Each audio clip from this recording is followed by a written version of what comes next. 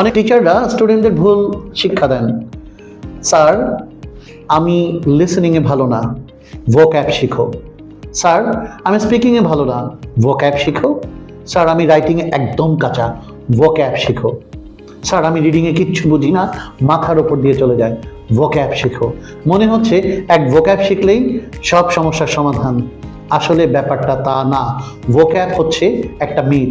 আমার এমন প্রচুর স্টুডেন্ট আছে যারা 4000-5000 ওয়ার্ডস শিখেছে, কিন্তু ইমার্জেন্স কথাটা কি জানে না, অথবা রিকগনিশন কথাটা লিঙ্ক করতে পারে না। সো ভোক্যাবের পিছে না দৌড়ে প্লিজ 1000 ভোক্যাব শিখুন, এগুলোকেই রিলেট করতে শিখুন।